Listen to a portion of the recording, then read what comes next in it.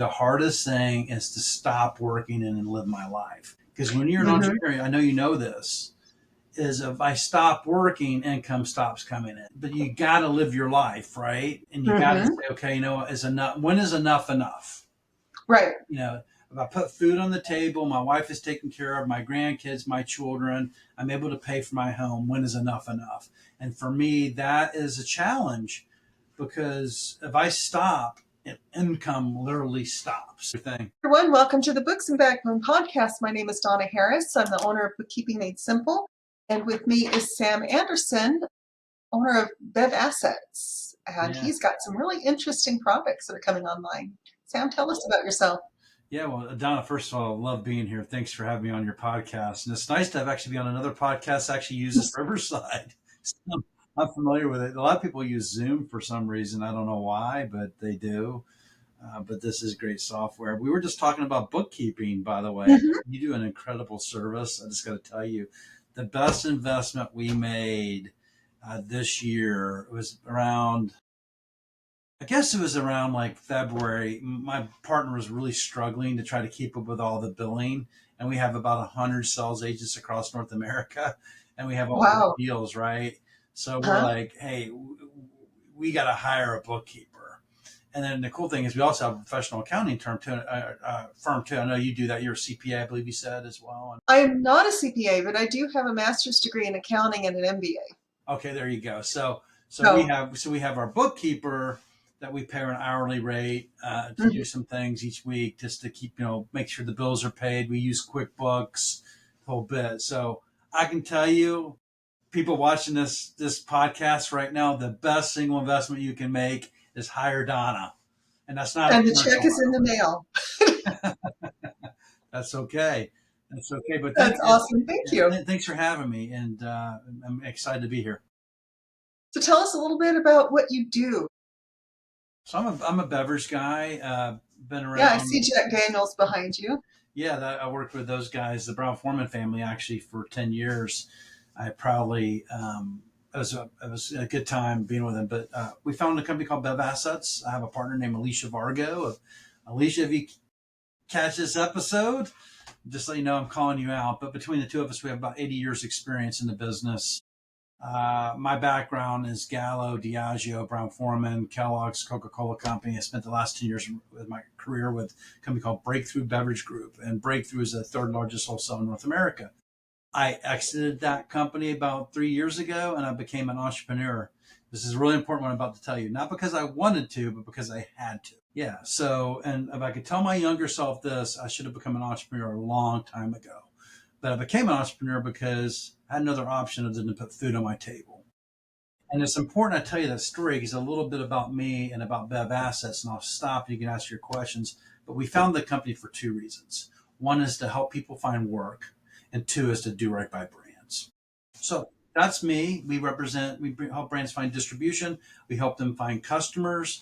We work with waters, teas, spirits, THC products, wine, you name it, we cover the gamut. That's awesome. One of the things I've really liked is that so many different products are being canned.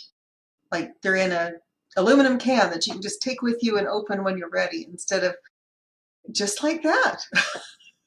Instead of Show, having to, schlep around a whole bottle of wine. show and tell. Yes, that's awesome. Yeah, I love that. I love that from the wine perspective because I do enjoy a glass of wine once in a while. I like to buy just enough for that meal. I don't want to have to buy a whole bottle. And so that the canned wines, I really like those. That's interesting. Yeah, they've wine's having their moment. They're trying to figure out kind of their path, and Hmm. the consumer interested in what they do, the whole bit. So yeah, so we help brands like that. We help them get into market through distribution. From Hmm. distribution, we get them into a distributor, and from the distributor, we get them into your home, right? And in your state, I believe you're in Utah. You have to get to the Hmm. state, right? So Yeah, the state of yeah, and Utah actually. Utah is the special state. We We are are. extra special on Yeah. some things. Yeah. Can you still buy the club? Can you still it's like you can join a club or something like that? We don't have to do that anymore. When I first moved to Utah 25 years ago, Yeah, if you wanted to drink in a bar, it was always a private club for members, and you had to be sponsored in, which basically was the bouncer going, "Sign here, please." Exactly. I lived in Now you're a member. Sandy Draper area. I think I told you that. So my time. Yeah, Yeah. yeah. No, they've done away with the private clubs, so we have actual bars now. Well, that's amazing. So we're slow, and we are we're medicinally legal here in Utah for cannabis, and I'm looking forward to them understanding that adults do have free agency. Yeah, And so we can make these decisions for ourselves. We don't need the state to make these decisions for us. that's good. Minnesota's wide open. So Yeah, I have a sister up in Michigan, there so you go. we'll There you see. go. I'm wanting to go warmer, not colder. Gotcha. So, what kind of brands are you bringing out that you're especially interested in, or especially excited about? Maybe I Yeah, should. so our company, we really do four things. We're fractional sales leaders for a handful of brands, bring brands to national accounts called our STACK program, Strategic Target Account Conversion Program. Our third thing we do is called our 30 to 69 90-day program. So if a brand wants to come into North America, or if they want to develop a brand from scratch in North America, we can help them from the distillate to finding the can, the bottles, the lids, the flavors, the whole bit. We bring it to market. And then we actually have our national feet on the street program where we have over 100 reps out in the marketplace. Actually, you'll be the first to know about this. If this gets published. When it does get published, actually, we have a joint venture with our partner New Line Beverage and Bev Assets. We actually are putting our feet on the street program into an entity called Frontline Beverage. And the type Okay. of brands we deal with are brands all shapes and sizes, from the mid size brands to a brand that's just coming to market. Brand like El Texano Tequila is a additive free, non diffused, 100% agave tequila. We represent Wow. them. Or we're working with a brand called First Responder, which is founded at Indianapolis. Starting to work with them, where they target against like 4 million. If you think of all the responders and police officers and fire people out in the world, they actually have a bourbon that they make through Bardstown Bourbon Company.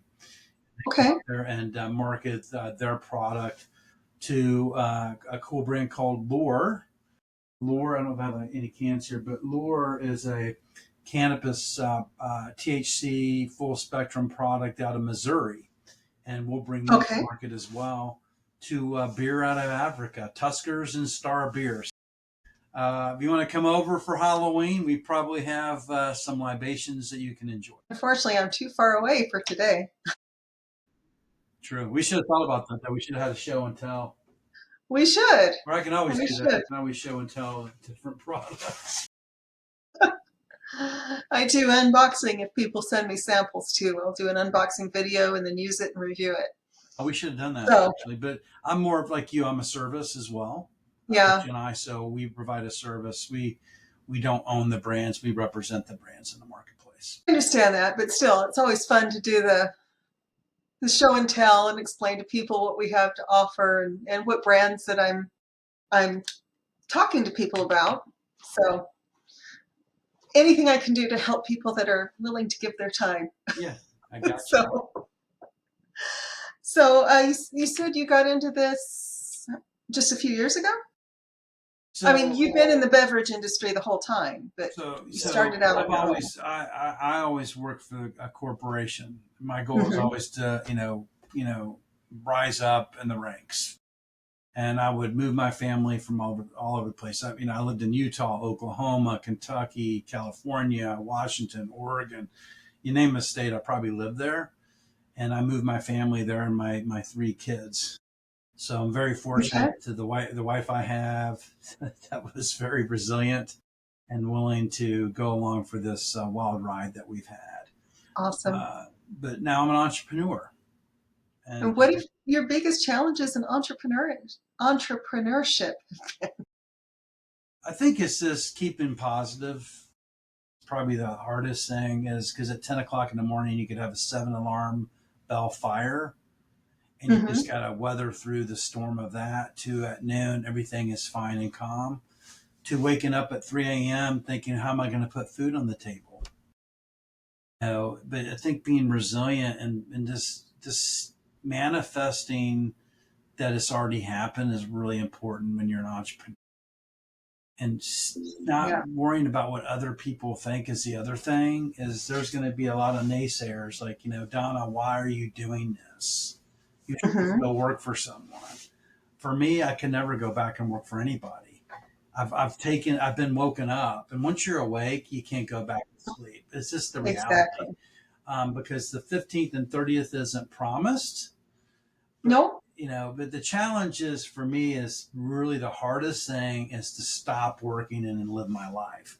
Because when you're an Hmm. entrepreneur, I know you know this, is if I stop working, income stops coming in. So, but you got to live your life, right? And you got to Hmm. say, okay, is enough? When is enough enough? Right. you know, if I put food on the table, my wife is taken care of, my grandkids, my children, I'm able to pay for my home. When is enough enough? And for me, that is a challenge because if I stop, income literally stops. Hmm. Well, and the other challenge with entrepreneurship is that if I stop to close my business today, I'd be fine. But the people that I employ would not be. Yeah. And so, and they deserve me to be, fully engaged so that they can make money, so that they can feed their families. And I always think about that response. I've been an entrepreneur for probably since I was old enough to walk. Um, I'd Hold on a walk around second. our neighborhood in Seattle. Okay. When you have two Australian Shepherds, by the way, they get in. Anyway, so you've been an entrepreneur since you've learned to walk. That's Basically, yeah. I remember going around our neighborhood in Seattle selling stationery, doing a mail order stationery business. And I think I was 8. that's amazing. And then we moved from Seattle to, speaking of Kentucky, Paducah, Kentucky. Yeah. Um, and my first job was working for my grandmother at her and my grandfather's electrical and plumbing supply shop. So I learned about inventory and how to use a ledger, paper ledger, and how to run an old-fashioned cash register, how to count change back, which is a dying art. Um, So have you ever worked for anybody? Have you just always I been an worked entrepreneur? for I worked for McDonald's, Okay. and I worked for Baptist Healthcare in Kentucky. So so I did those, and I realized really quick I like working for smaller businesses, and I really like working for myself.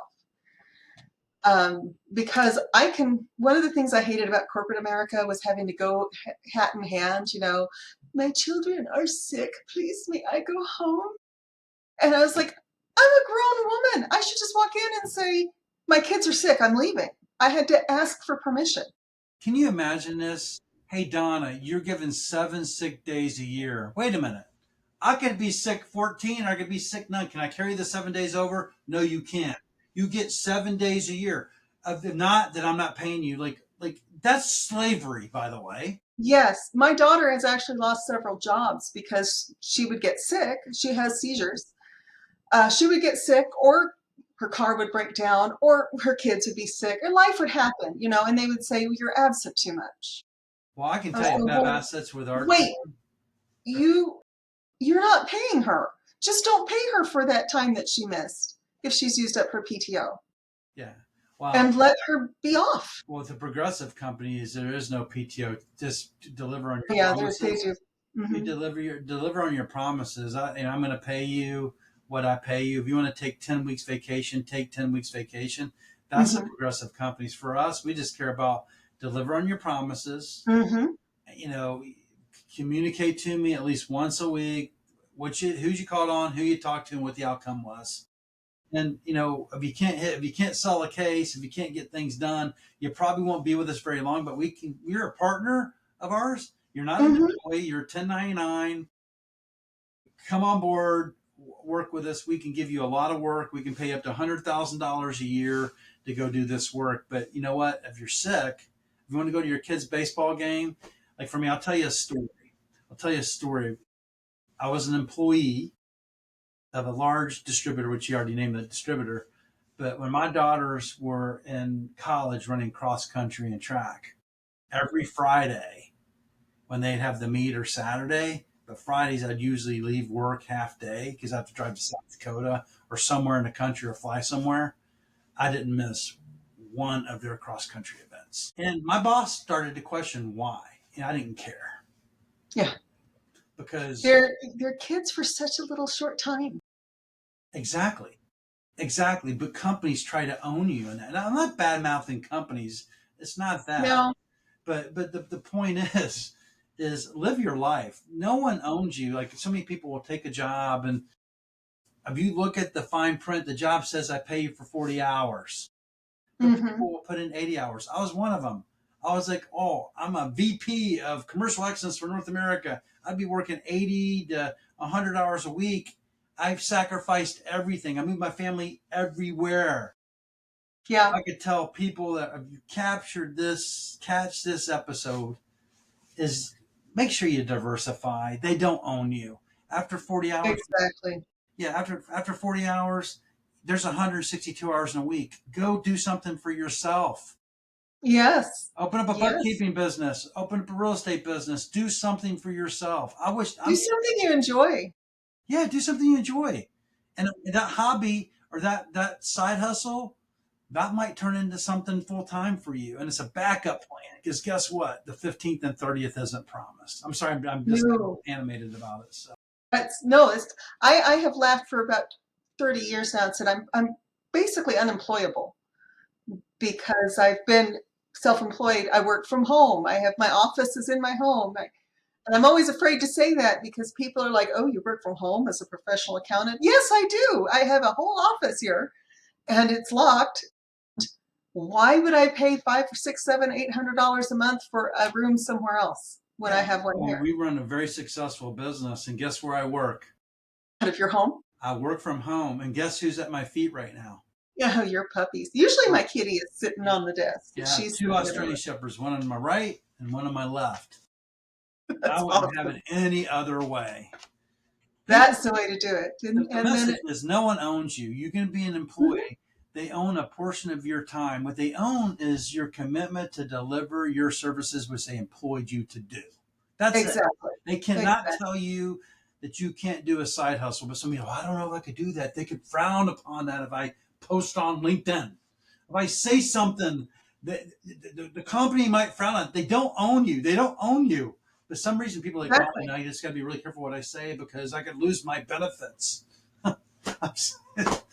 Anyway, Those this is golden full handcuffs. I golf. mean, yes, I think you should be a good representative of your company on social media. So maybe don't come out and say something vicious, you know, Yeah, that's yeah. I politically mean, look. I loaded mean, that I half think the country is going to be mad about.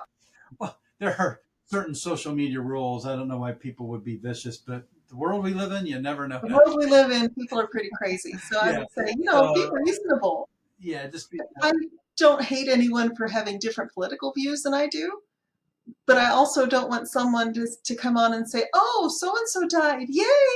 Yeah, No, that's weird and sick. yeah. I don't care who that person Kindness is. wins every time. Yep, If you're just a kind person, that's what the world needs for that's what sure. we need more of. Yes, we do. Yep, yep. So yeah, I am with you. I am at this point not employable by a large corporation because I just can't play their games. Yeah, I'm not employable because I aged out. Well, there's that too. Yeah, I It just takes a lot of hair color to it's keep called it great. it calls what it is. You know, I hid my head color for a long time, uh, but the reality is, when I lost my job at 57 years old, I did what everybody else does when they lost their job. You know what that is? Start looking for another one. I started looking for another one, and I blind posted for every job that was available out there. And guess how many replies I got back from all those jobs I went out and posted? None. None. None. It was just an ocean of resumes that were just floating on the ocean, and the everybody was swimming on by, not even noticing that I was there.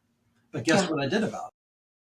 Started your own thing, I started and you my played own. to your I started strength. my own thing. I started picking up the phone. I started calling people, and by networking for myself, I landed a couple of W-2 jobs, by the way. But I also was very clear when I took the W-2 job.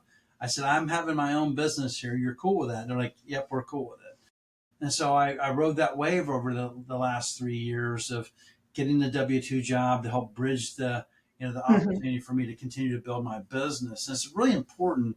How I did that was I picked up the phone and I called people. I didn't blind post for some LinkedIn post from some employer because they're not looking for me. They're just not.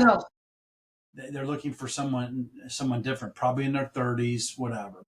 I get that, but the other thing is a lot of times those are ghost posted, ghost jobs. They don't exist Yeah. the whole bit, so they're just trying to see what's out there. But you can find a job if you use the power of your network, and that's just like calling people. I tell people the other day, maybe I told you this, Donna, is if you're on LinkedIn, is one of the most powerful um, mediums platforms in the world if you use it correctly. What I tell people is DM at least 10 people a day and just say hello.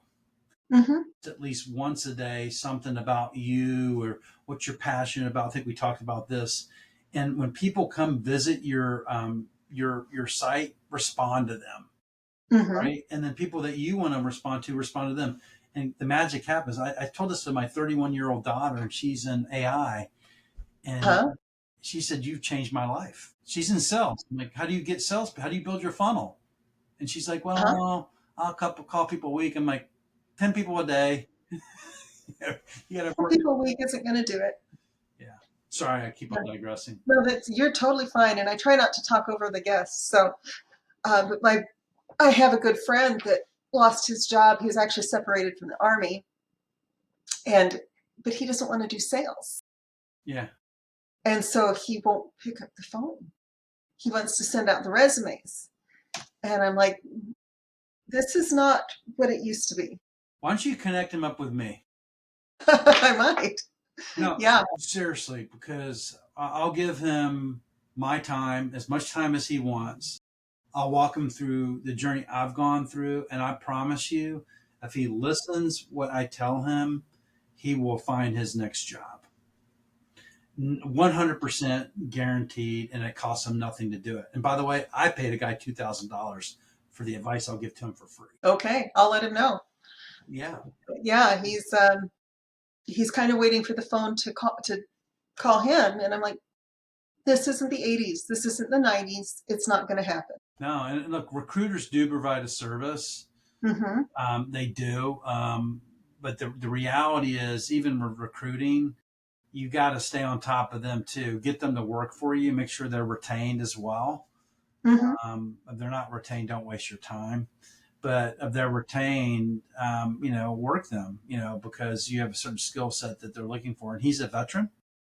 He is a veteran. Yeah, That's 14 years, actually, 2 tours in the sandbox. yeah. So there's a lot to be said about there. There's companies that still look for veterans and the whole bit, which is really important to obviously give back to community. So I think that could actually help them, and depending what his skill level is, depending what he wants to do. But by the way, everything is selling. People are like, I don't want to be in Yeah, sales. that's what I tried to tell him. I was like, it doesn't matter what you do. You are going to be selling. Yeah, everybody sells. You sell yourself. We sell your Uh-huh. projects. I mean, you gotta. Mhm. I mean, that's just the reality. Selling's not bad. Selling's good. Selling is what makes everything else possible. 100%. Figuring out what you have that someone else is willing to either trade or give you money for. Yeah, And money is usually the medium of exchange we choose. yeah. I mean, look, I was talking to a guy. He owns NFT wines out of South Florida, and we were just chatting. We started last week, and another mutual friend, Courtney, who used to work for Gallo, connected me up with Brett. But it was really interesting, and he's been going through a hard time with his mom. So I'm wishing him the best with that. Very But much. anyway, we chatted. I said, hey, look, my son has a company called it's a company that basically bring the virtual world to the real world.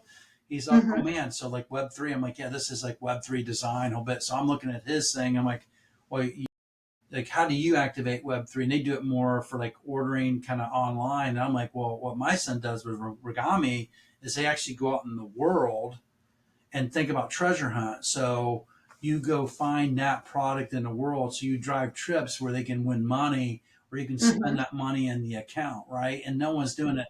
Everybody's sitting over like on social media, like I'm doing my Instagram ads. I'm like, meanwhile, the Gen Zs and younger generation, they're not on even social media anymore. They're like on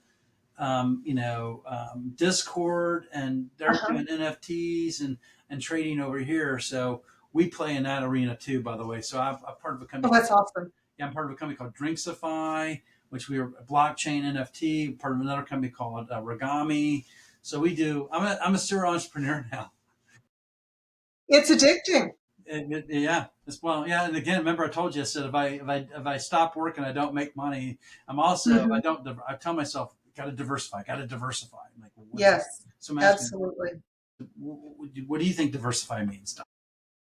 What do I think it means? It means not having all of your eggs in one basket. So if my accounting business goes under, I have other things I can do. Yeah, and what are those things that you do? But well, one is to teach other people how to do accounting for their own business. So I have some courses I'm working on to that are specific. They're trade specific. So if someone is in cannabis, I'm working on a course for them to this is what you have to do right now to be in compliance with the federal government and these states. I love it. I love it. We also have a dump truck business, so I'm working on a course for trucking businesses, and it's going to have a full calendar of this is when your 2290 is due that you have to file to show how many miles you drove on the roads. So you Um, you have so you put you have a dump truck business. we have a dump truck business. Yeah, we have one dump truck in Louisiana and two here in Utah. So we're Interesting. hoping to get on at the Meta's building a data center in Yeah, Louisiana, yeah. and I think Google's building one right across the street. So That's amazing. So diversified. So what you just mhm. described is you also so you do like you have courses that you sell to show people how to Uh-huh. do what I do, and then Uh-huh. you have a dump truck business, which is the opposite of all this. But you Oh, yeah, also it's completely polar opposite. but, So but I hire drivers for the dump trucks and keep them running. yeah. So this is so important, and I hope you replay Mhm. this, is because people think, well, I'm just an accountant, I'm just a bookkeeper. I just Oh, discovered no. you're not a bookkeeper. You're a podcaster. You own dump trucks. You do cohorts. You do training. Uh-huh. What else I do do you do? all kinds of things because I'm always trying to think of one, if you're an accounting client of mine, what can I do to bring more value? Right. And that's where the books and the training and stuff kind of come in. Maybe I'm talking to someone that's looking at this going, well, I can do my own books. Great. I will help you learn how to do that. Yeah. Sure. But the money you're going to pay me, I'm actually going to make money. Exactly. You should do that formula because the money I pay my bookkeeper, our business increased at least by 50%. You know Yes. why? I always do Because this. you didn't have to worry about that anymore. Because that activity was a non revenue generating activity for Hmm. us. My For you. partner literally stopped doing the books and started taking appointments to close deals. Hmm.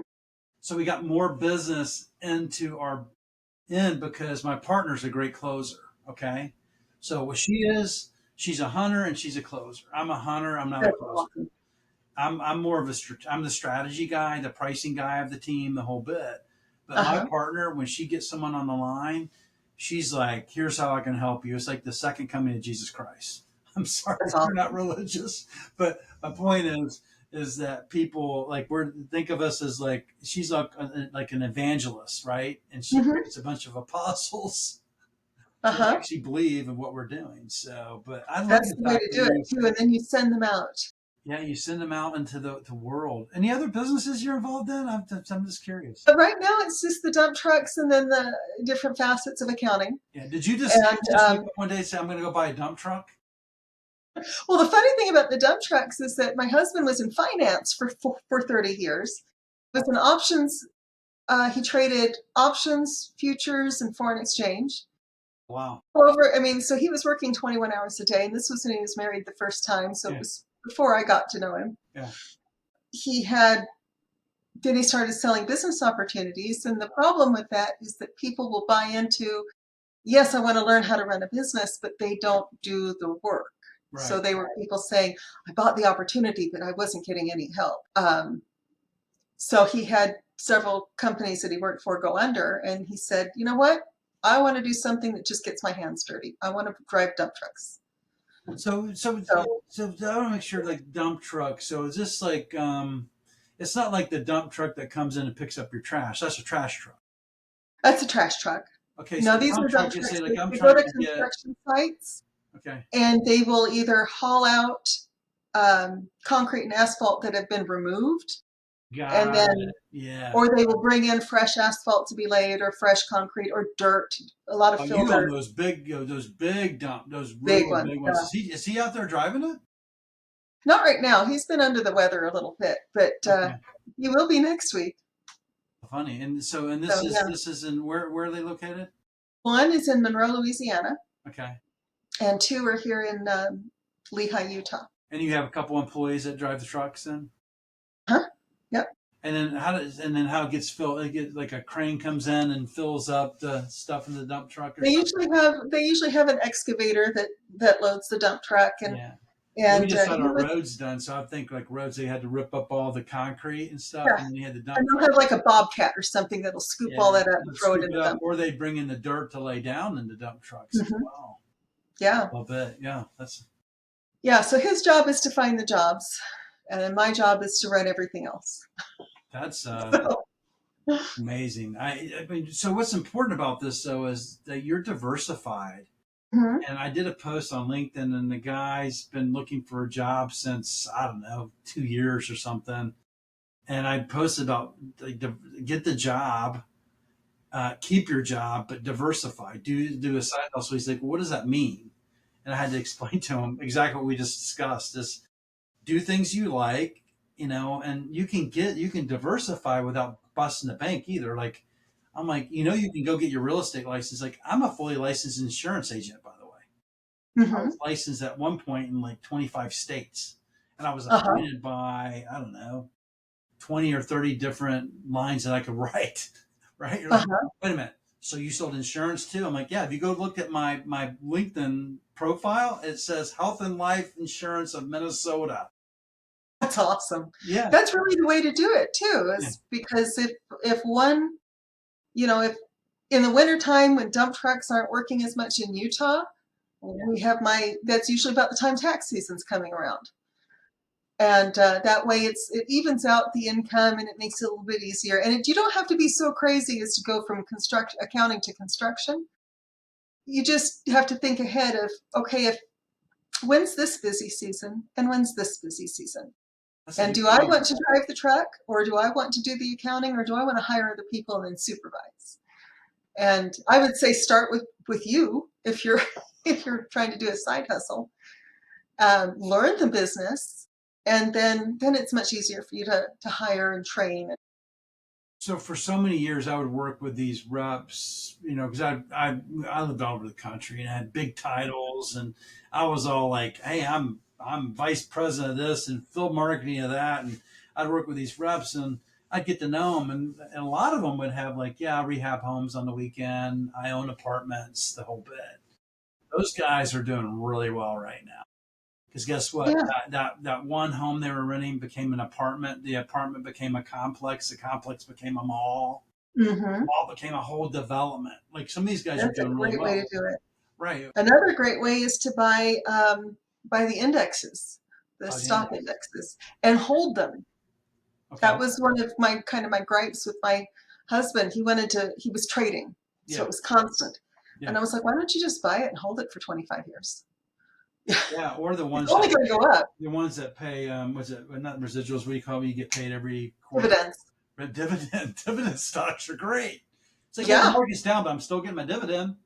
Still, Yeah. And you don't lose especially if it. you're young, this is Listen, what you're the financial whiz. But last time I read, if you don't sell the stock, you don't lose. that's true. And you don't have capital gains. It's true. So I got to remind myself of that. Yes, probably the universe is talking to me through you right now. Don't.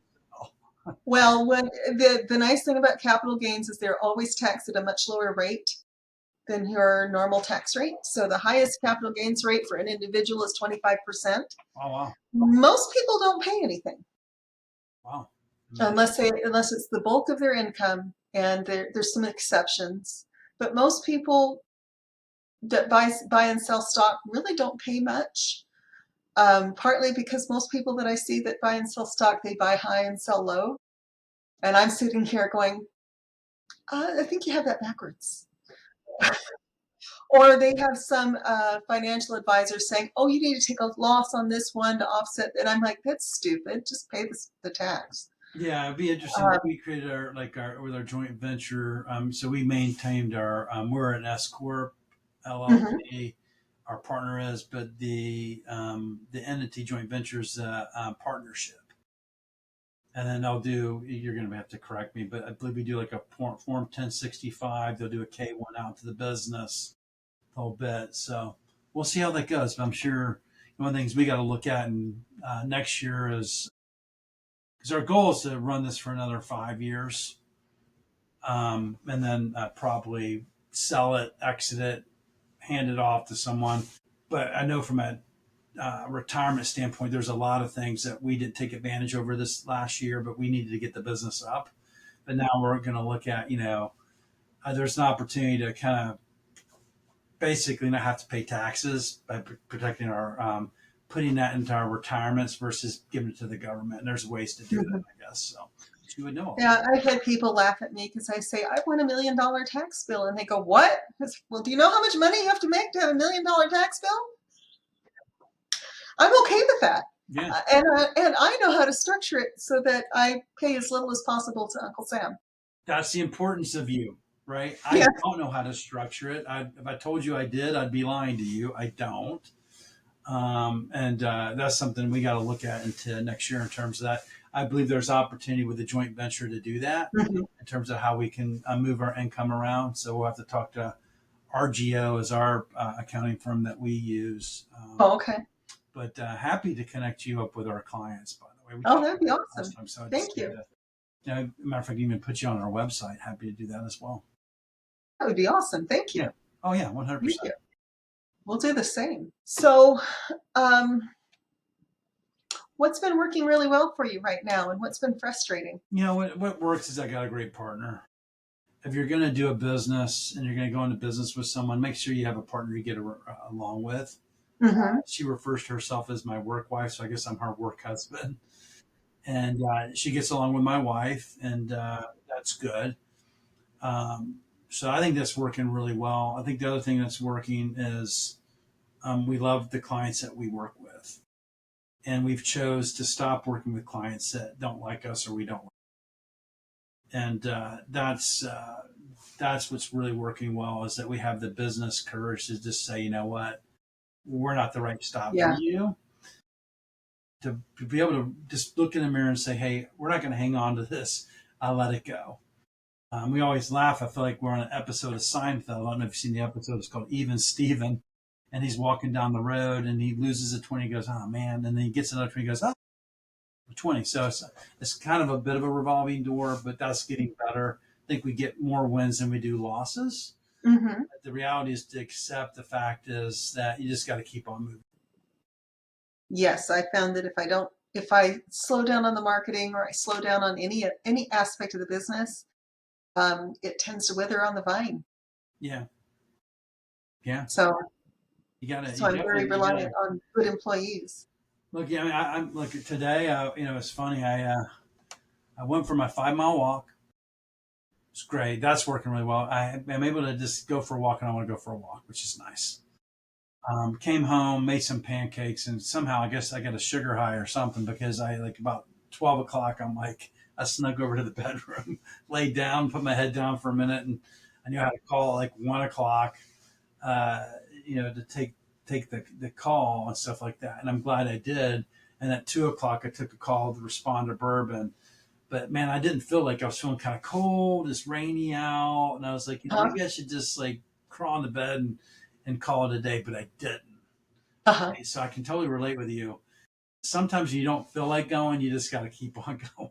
And maybe you do take the day off and say, "You know what? I have a headache and it's just too bad for me to work, and I am going to take the rest of the day off and clear my calendar so I can be better tomorrow."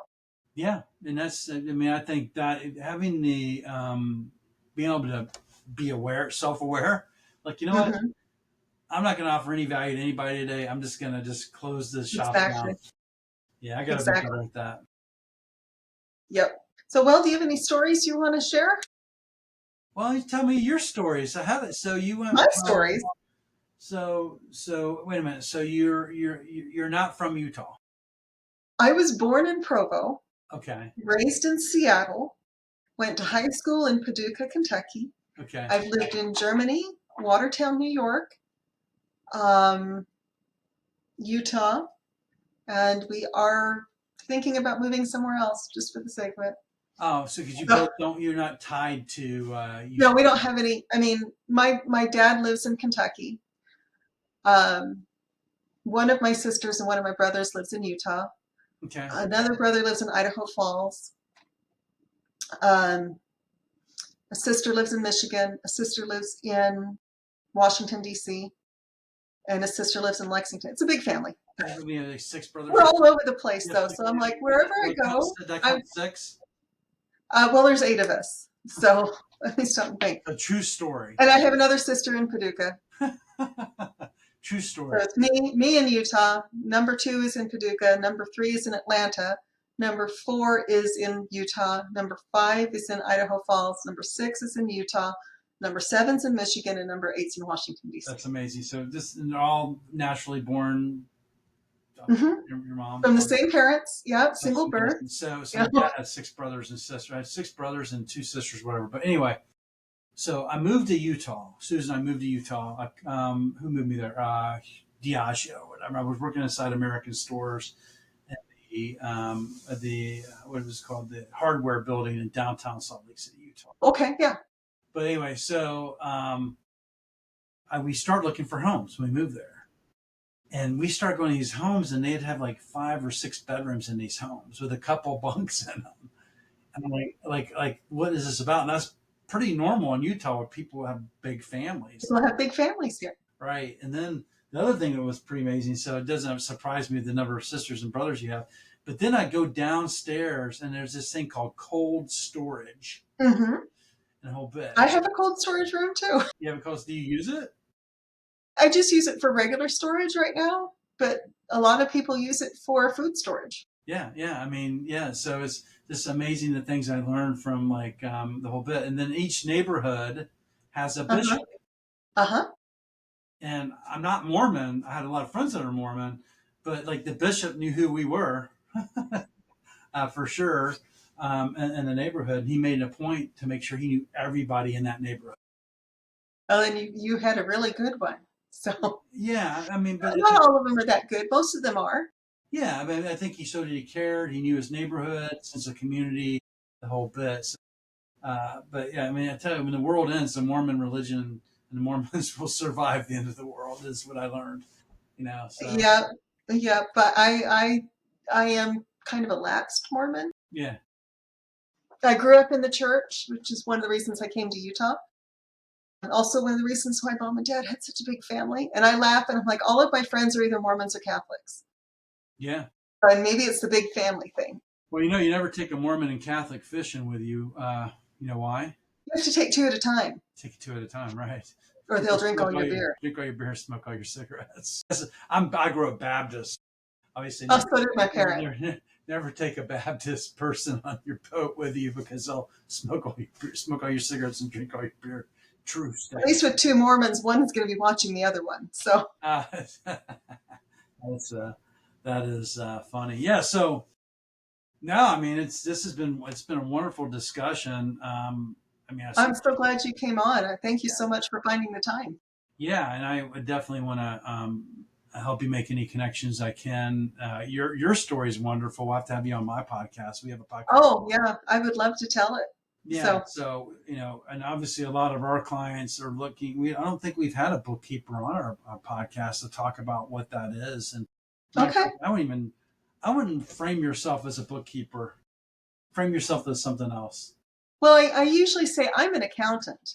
I have a bookkeeping business, but I'm an accountant with a master's degree. Yeah, and an And MBA. the reason I didn't become a CPA is because I was late to accounting. So in my 20s, in my teens and 20s, I wanted to go into software development. Gotcha. And that was why I went to BYU, because at the time they had the best software programs and computer science programs, at least in the West. Not quite as good as MIT, but still really, really good. And then I got married and had babies, and divorced and got married and had babies, and moved to Germany and came back. And And I was like, I don't think I can keep up with this field if I'm a single mom. So I decided accounting is still numbers and it's behind a screen, and if I can figure out an algorithm, I can figure out accounting. Yeah. So It sounds like you have the Brady Bunch, so you have a blended family too, huh? I do have a blended family. Well, I mean, they're all my kids, but Yeah. different fathers, unfortunately. That's funny. How many kids do you have? I have five. Wow, that's Yeah. awesome. And how Yeah. old? Five kids, four grandkids, and a great grandchild. Wow. So my oldest is 38 Wow. and my youngest is 22. So your oldest child has a baby. She has three babies and Wow. a grandbaby. Wow. So Wow. And at 38, she has a grandchild? she's a grandchild. Oh, I was a 37-year-old grandmother myself. So Wow. Wow. Yeah, I got two grandchildren, a third on the way. But I'm so a awesome. 60-year-old grandpa. So Children are the best. My favorite story about grandmotherhood is my daughter took off to go hang out with some friends, which was totally fine. I was watching her youngest, who's a sweetheart, and he just adores me, so that's always fun. And there were festivals. You know how in Utah we have a festival for every town. So there was a festival going on in the next town, and she was late and late and late. And I finally called her and said, I don't know where you are, but if you're not home in 15 minutes to pick up your son because you're late, it's been a couple of hours since you said you'd be home, I'm taking him to Strawberry Days and I'm buying him all the cotton candy he can hold, and then I'm sending him home with you. She was home in 10 minutes. that's funny. Yeah. My wife just put a whole bag full of candy for the girls. They just left before I got on the call with you.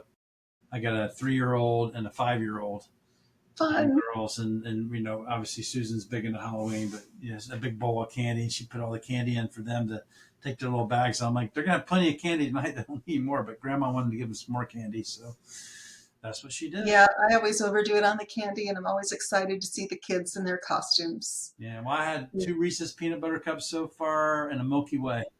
So You're going to need another walk to work those off.